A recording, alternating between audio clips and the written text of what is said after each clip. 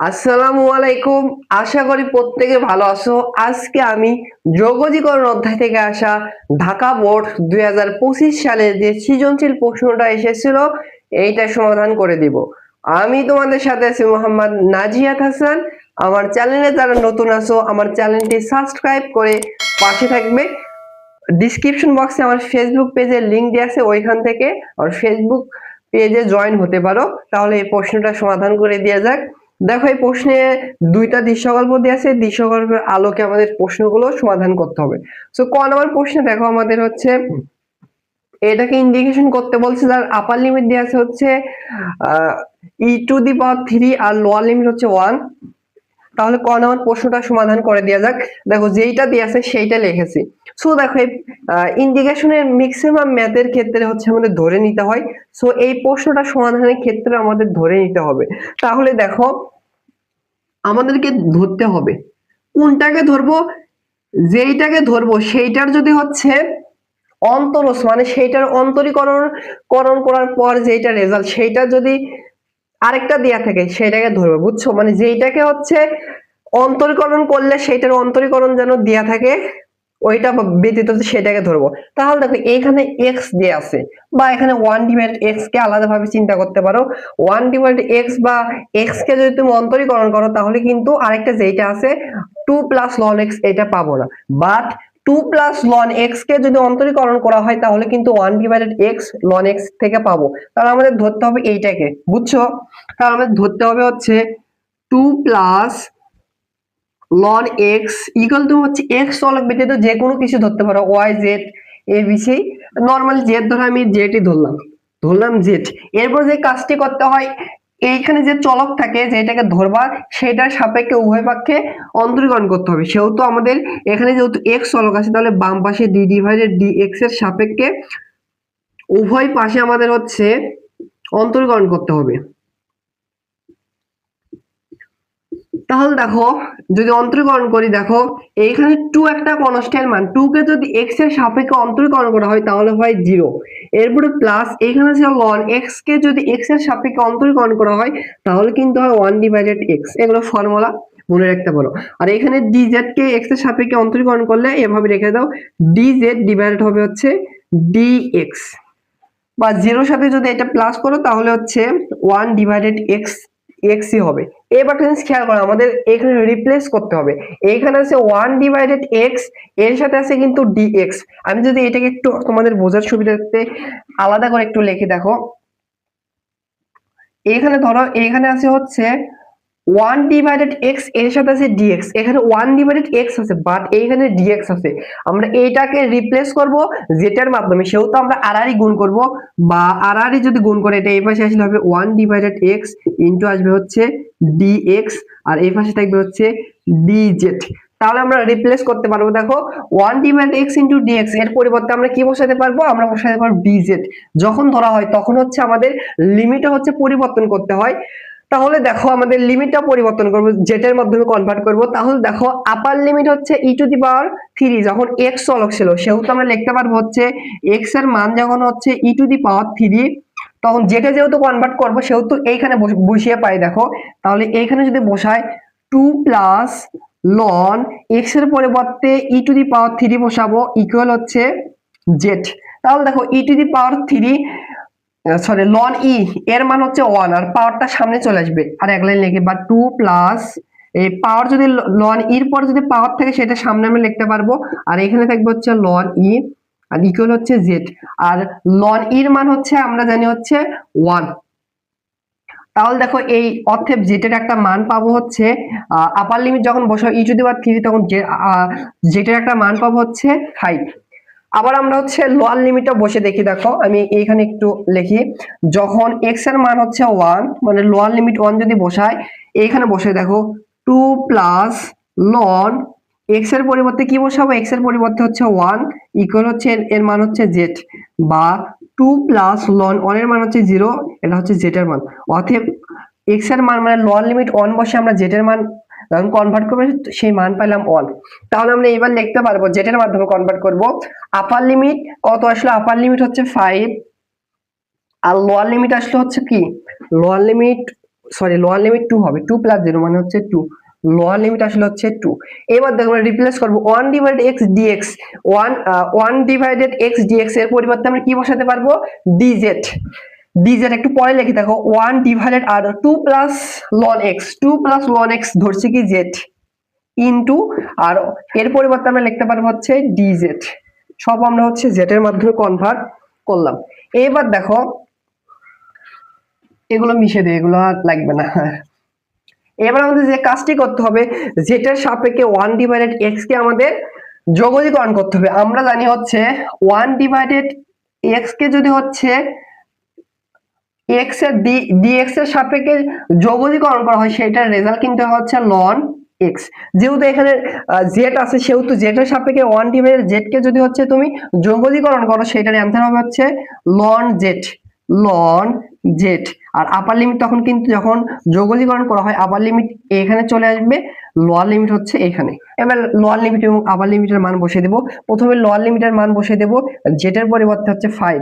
Lower limit যখন বসাতে হয় তখন মাইনাস দিতে হয় লন, লোয়ার লিমিট হচ্ছে কত হবে, 2 বসিয়ে দিলাম, এইটাই আনসার হবে। বা লগের ক্ষেত্রে একটা ধর্ম আছে, যদি হচ্ছে দুইটা লগের বেস সেম থাকে তার পরিবর্তে একটা লেখা যায়, আর প্রথমে যেটা থাকে সেটা ডিভাইড হবে দ্বিতীয় যেটা মাইনাস থাকে সেটা। তাহলে এই প্রশ্নের অ্যানসারটা হচ্ছে 5 ডিভাইডেড 2।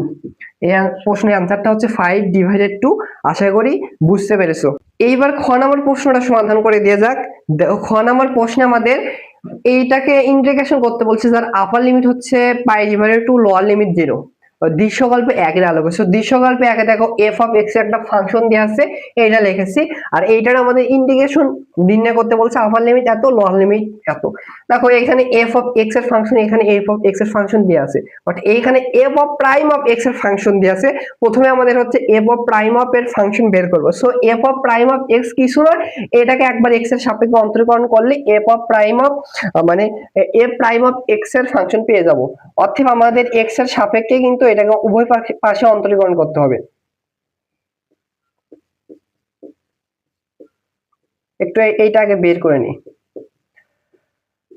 x এর সাপেক্ষে f অফ x এর ফাংশনকে অন্তরীকরণ করলে পাবো অতএব a প্রাইম অফ x এর ফাংশন, আর sin x কে x এর সাপেক্ষে অন্তরীকরণ করলে পাবো হচ্ছে cos x। এখন এখানে একটু বসাই এগুলো দেখো, আপার লিমিট পাই ডিভাইডেড 2, লোয়ার লিমিট 0। আর এখানে আছে a প্রাইম অফ x এর মান কত পাইলাম, এর মান পাইলাম হচ্ছে cos x, cos x। আর এখানে আছে 2 plus f of x, 2 plus এর সাথে আমাদের হচ্ছে f অফ x এর ফাংশন কোনটা দেয়া আছে, sin x যোগ হবে, sin x যোগ হবে।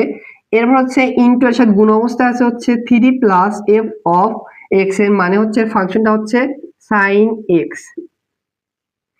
আর এখানে আছে কি, এখানে আছে dx, এর সাথে dx এইখানে দিলাম, dx হচ্ছে এর সাথে আছে। এইবার দেখো এইটাকে আমাদের হচ্ছে এবার আমাদের ধরতে হবে, এই ম্যাথের ক্ষেত্রে কিভাবে বুঝলাম ধরতে হবে, কারণ ওইটাকে যদি অন্তরীকরণ করলে ওর অন্তরজ যদি দেয়া থাকে সেটাকে ধরবো।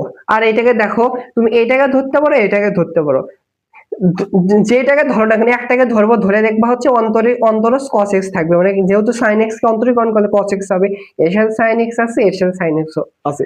তাহলে আমাদের এই ম্যাথের ক্ষেত্রে ধরতে হবে, ধরি দেখো এটাকে ধরতে পারো, এইটাকে ধরতে পারো, বাট এটাকে ধরলে একটু সুবিধা হবে।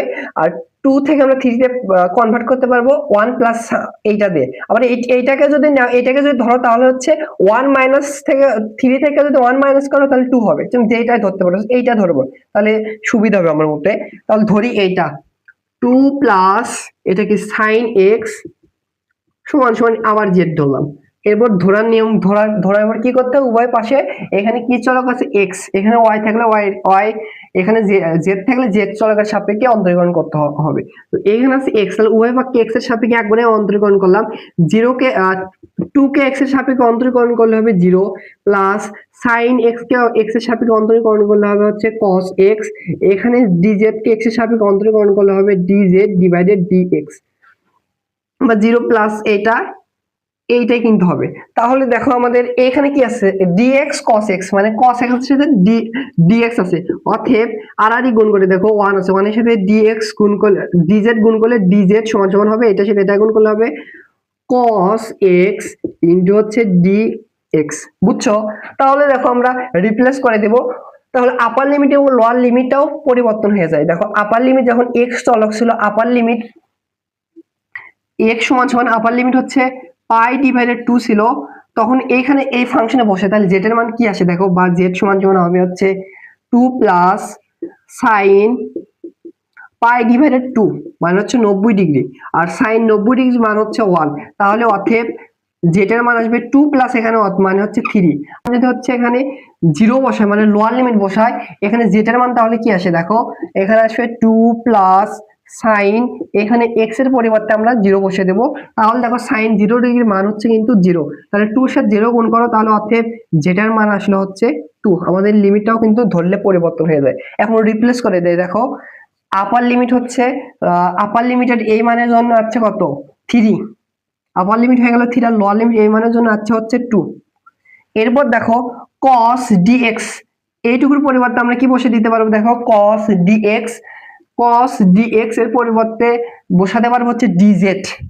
আর এইখানে দেখো একটু পরে এটা বসাচ্ছে, নিচে দেখো 2 plus ln x, 2 plus ln x এর পরিবর্তে বসাতে পারবো হচ্ছে z।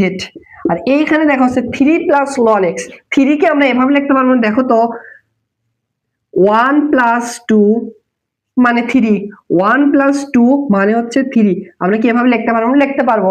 এবার দেখো আমরা এইটুকুর পরিবর্তে z দ্বারা রিপ্লেস করতে পারবো, 1 এর সাথে আছে থাক প্লাস হবে হচ্ছে 2 plus sin x, 2 plus sin x এর পরিবর্তে আমরা বসাতে পারবো হচ্ছে z। আর এখানে হচ্ছে এইটুকুর পরিবর্তে আমরা বসাতে পারবো হচ্ছে এইটু dz, dz। এবার একটা জিনিস খেয়াল করো, এত কিছু ধরার পরে হচ্ছে দেখো আমাদের গুণ অবস্থা আছে, এটা হচ্ছে হরে। সো হরে যদি এই দুইটা গুণ অবস্থায় থাকে, তাহলে কিন্তু আমরা এটাকে ডিরেক্টলি ইন্টিগ্রেশন করতে পারবো না। যদি এটা উপরে থাকতো মানে লগে লগে লবে যদি হচ্ছে দুইটা ফাংশন যদি হচ্ছে গুণ অবস্থায় থাকতো, লিট বা লাইট, ওই নিয়ম অ্যাপ্লাই করে আমরা এইটাকে ইন্টিগ্রেশন করতে পারতাম। বাট এটা দেখো হরে বা নিচে আছে দুইটা মানে দুইটা হচ্ছে গুণ অবস্থায়, সেহেতু আমাদের যে কাজটি করতে হয়, এইটাকে আমাদের হচ্ছে আংশিক ভগ্নাংশে প্রকাশ করতে হবে। সো তোমরা হচ্ছে ক্লাস 9 10 এই আংশিক ভগ্নাংশ শিখছিলে হচ্ছে হায়ার ম্যাথের হচ্ছে বীজগাণিতিক রাশি অধ্যায়ে ছিল, কিন্তু এরকম দুইটা ফাংশন মানে দুইটা মানে নিচে যদি ভগ্নাংশ আকারে থাকে, দুইটা যদি হচ্ছে গুণ অবস্থায় থাকে, সেইটাকে আংশিক ভগ্নাংশ কিন্তু তোমরা শিখছিলে। বিভিন্ন ক্ষেত্রে পাওয়ার ডাবল টিবল থাকলে বিভিন্ন নিয়ম ছিল, এটা ইজি নিয়ম। বা এখন লেখবা হচ্ছে আংশিক ভগ্নাংশ, এটাকে আংশিক ভগ্নাংশ আকারে প্রকাশ করে পাই। বা তুমি লিখতে পারো হচ্ছে গাইডে দেখবো হচ্ছে close up sorry cover up পদ্ধতি ইউজ করে গাইডে কিন্তু দেওয়া আছে। বা তুমি লিখতে পারো হচ্ছে আংশিক ভগ্নাংশ রূপান্তর করে পাই। তাছাড়া এটাকে আমরা ইন্টিগ্রেশন করতে পারবো না, আংশিক ভগ্নাংশে রূপান্তর করি।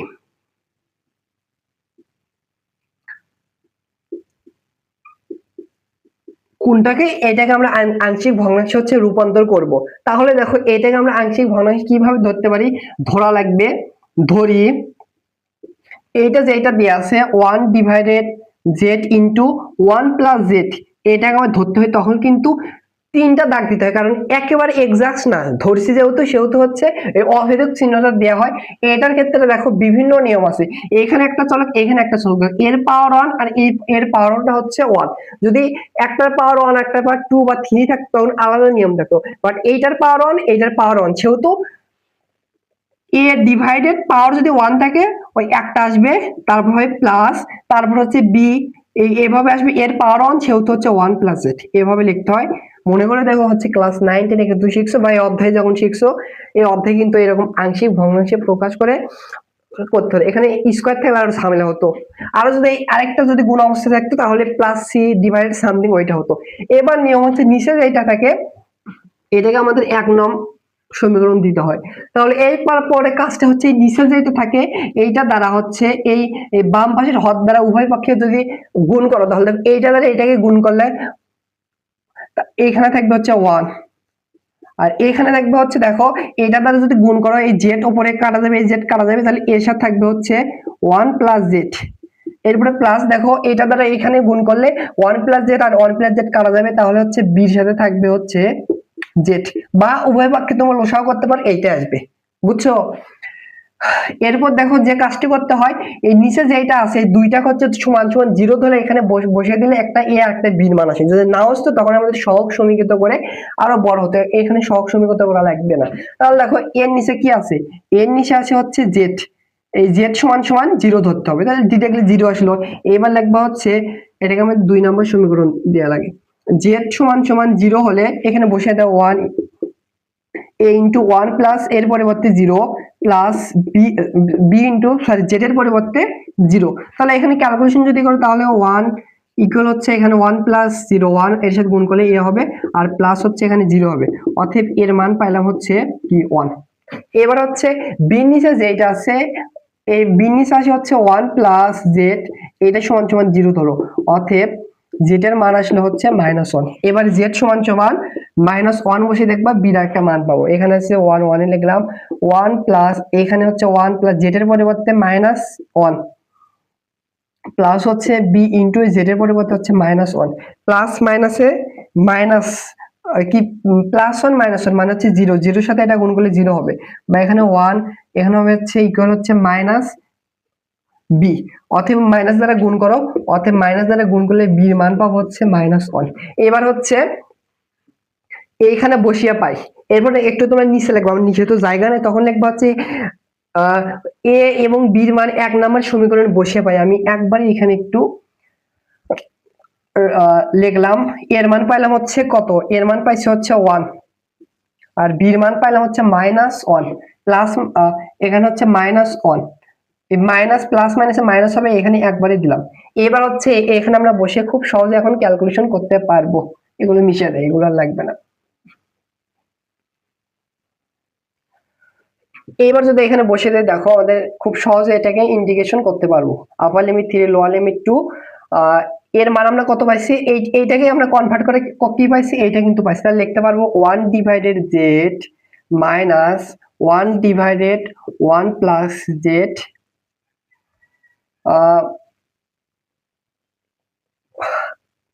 আর এখানে হচ্ছে ডিজেড হবে, ডিজেড হবে।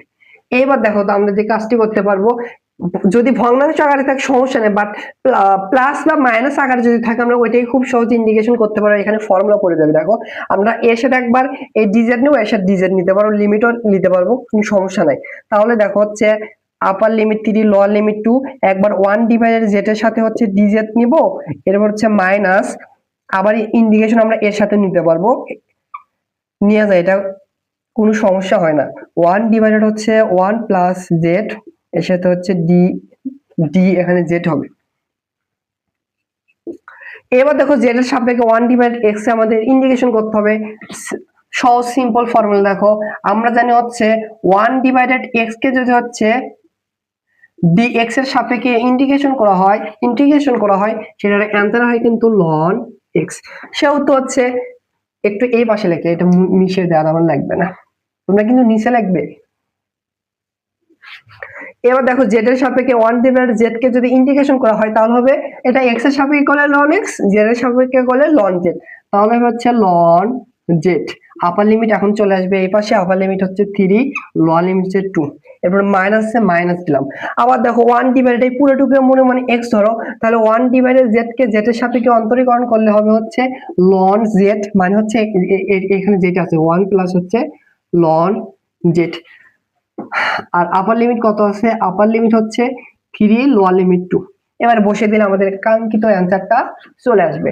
তাহলে দেখো যখন আপার লিমিট বসাই ln 3, লোয়ার লিমিট বসাতে হলে মাইনাস দিতে হবে ln 2, এখানে ব্র্যাকেট দিলাম, এখানে মাইনাসে মাইনাস দিলাম, এখানে ln, এখানে আপার লিমিট যদি বসায় দেখো 1 প্লাস আপার লিমিট হচ্ছে 3, তার মানে একবারই লিখলাম 4 হবে, ln এখানে হবে 4, এরপরে মাইনাস ln দিলাম, লোয়ার লিমিট 2 বসাবো, 2 প্লাস 1 মানে হচ্ছে 3।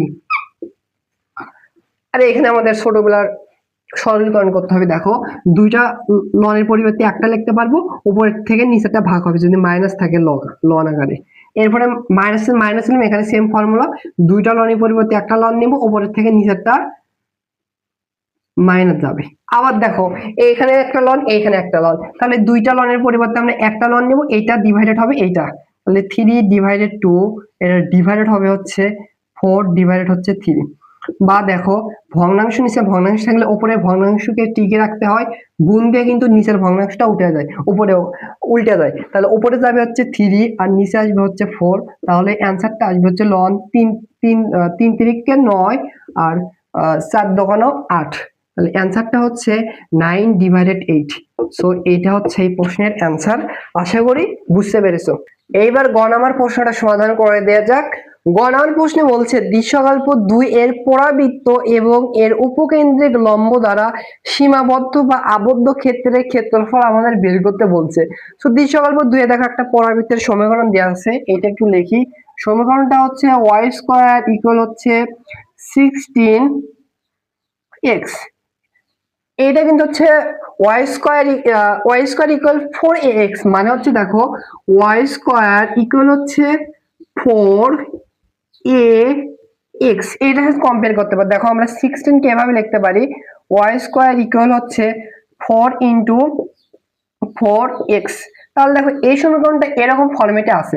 তাহলে দেখো এইটার যদি আমি একটু এইটার যদি আমরা হচ্ছে একটু চিত্র অঙ্কন করি, আর এরকম y² ইকুয়াল 4ax, এটার হচ্ছে উপকেন্দ্রিক লম্বের সমীকরণটা হচ্ছে y ইকুয়াল হচ্ছে a, y ইকুয়াল হচ্ছে a হয়। তাহলে দেখো এখানে আমরা চিত্রটা যদি একটু অঙ্কন করে দেখো কতটুকুর ক্ষেত্রফল বের করতে বলছে। তুমি যদি জাস্ট চিত্র অঙ্কন করে একটু শনাক্ত করতে পারো কতটুকুর ক্ষেত্রফল বের করতে বলছে, তারপরে ডিরেক্টলি বা খুব ইজিলি কিন্তু বের করা যায়। বা তুমি চিত্র অঙ্কন না করতে হবে, ডিরেক্টলি খালি এক্স এর সাপেক্ষে ওয়াই এর সাপেক্ষে যোগজীকরণ করে লিমিটের মান বসিয়ে দিলে রেজাল্ট আসবে না।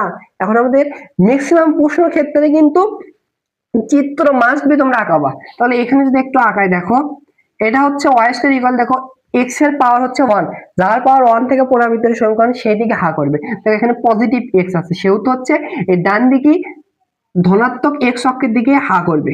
আর দেখো উপকেন্দ্রিক মানে এরকম ফরম্যাটে উপকেন্দ্রিক লম্বটা হচ্ছে y সমান সমান এর সমীকরণ হবে। এখানে এর মান কত, এর মান কিন্তু আসবে হচ্ছে 4, দ্যাট মিন্স উপকেন্দ্রিক সমীকরণ হবে y এর মান আসবে x ইকুয়াল 4। এখানে যদি আঁকায় দেখো, এটা যদি একটু করেন আঁকায়, এখানে 0 1 2 3 4, এইটুকু ধরো x ইকুয়াল 4 এই সমীকরণ। আর উপকেন্দ্রিক লম্বের দৈর্ঘ্য হচ্ছে এই উপকেন্দ্রের যেটা আছে না, এটার উপর লম্ব হবে, মানে এই বরাবর যাবে। হাত দেখাচ্ছে একটু বাঁকা হয়েছে, ধরো এইটা আছে। তাহলে আমাদের কতটুকু আবদ্ধ ক্ষেত্রফল নিতে হবে, একটা জিনিস খেয়াল করো, পরাবৃত্ত আর হচ্ছে এটা কি বলে, এটা হচ্ছে উপকেন্দ্রিক লম্বের দৈর্ঘ্য দ্বারা দেখো কতটুকু ক্ষেত্রফল তৈরি হয়েছে। দেখো আমি একটু যদি দেখাই, মার্ক যদি করি, এইটুকু কিন্তু আছে, নিচের টুকু কিন্তু হচ্ছে আবদ্ধ ক্ষেত্রের ক্ষেত্রফল আছে। তাহলে আমাদের দেখো মার্ক করছে যে এইটুকু, সেইটুকু আমাদের আবদ্ধ ক্ষেত্রের ক্ষেত্রফল বের করতে হবে। সো দেখো এটা আমাদের ইজি হবে হচ্ছে এক্স এর সাপেক্ষে যদি আমরা ইন্টিগ্রেশন করি, তাহলে কিন্তু এই আবদ্ধ ক্ষেত্রফলটা বের করতে পারবো। এক্স এর সাপেক্ষে যদি তুমি অন্তরীকরণ করে ক্ষেত্রফল বের করতে পারো, তাহলে এক্স জাতীয় চলককে আনবা ডান পাশে আর ওয়াই চলককে আনবা হচ্ছে বাম পাশে।